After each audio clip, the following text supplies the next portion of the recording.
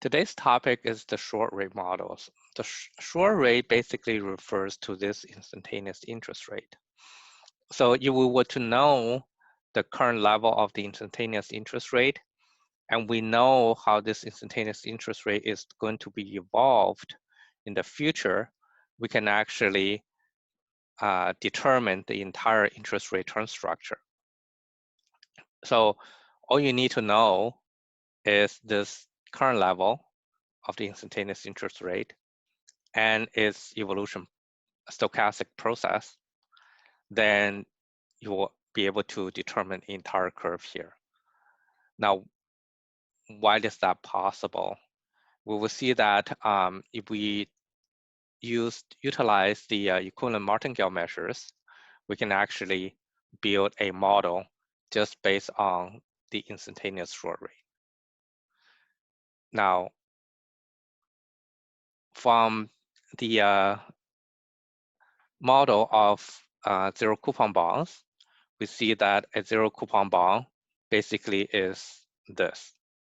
What is that? Is, a zero coupon bond is basically a discount factor, right? So if you have an interest rate, say from current time to 5 years, so big T minus the little t would then be 5. So you're discounting based on a 5-year rate, and that will give you the discount factor. Now, so this determines the value of the zero coupon bond for 5-year zero coupon bond, which will pay you $1 in the 5th year. Now, given this condition here, we can derive the interest rate as a function of the price of the zero coupon bond.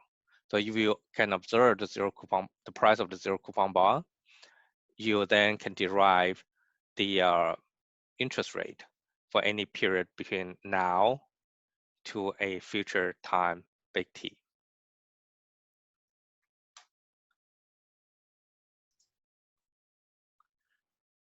Now, let's say we are in the risk-neutral world. Specifically, let's say we're in the traditional risk-neutral world where the money market account is used as the numeraire. So in that particular world, or under that particular numeraire, every financial asset will have this condition here, meaning that the current price at the little t of the financial asset is really the expected discounted value of the future value. Okay, we have seen this in lecture 3. Now here, this little r is basically instantaneous interest rate here. Okay, so now if we know this condition applies to every financial asset. Therefore, this condition applies to zero coupon bonds as well. So you can easily replace this with the current value of the zero coupon bond, which is this here. It's the price of the zero coupon bond at present, which is the little t, for a term going up to the big T. Now we know for zero coupon bond that at maturity, so when this little t grows to the big T, the price of zero coupon bond is $1. So this part becomes 1. So you now, from this condition, you have the price of the zero coupon bond is equal to the expected value of this discounted integral of the instantaneous interest rate, okay, between the little time t to the maturity time big T, okay? And the expectation is taken using the money market account as the numeraire.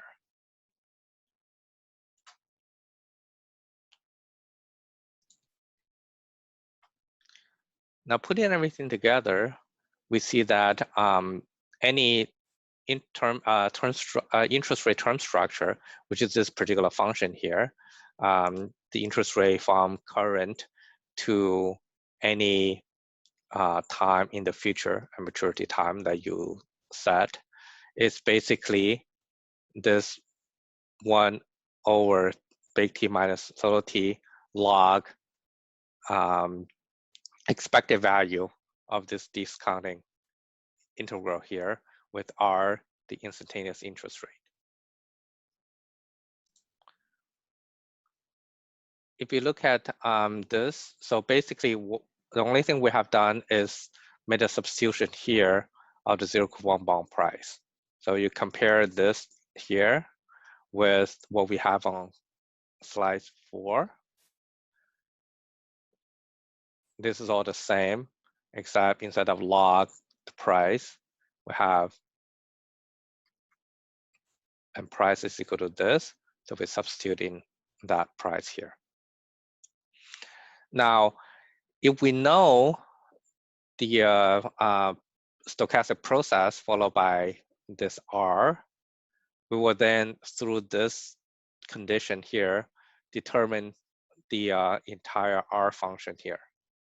Then from which we will know the entire term structure of interest rate at any current time t.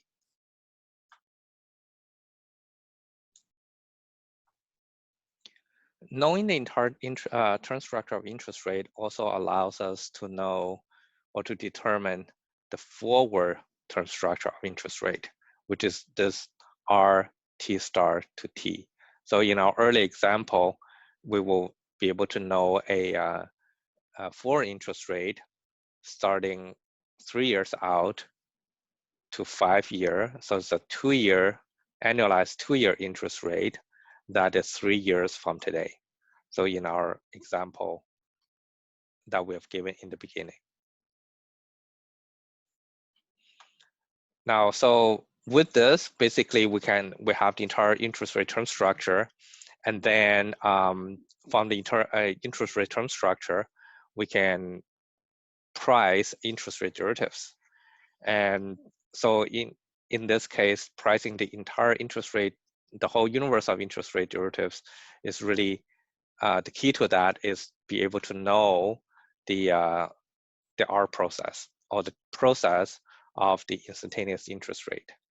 So we would need the parameters, we would need the drift of the process, and we would need the stochastic innovation of the process.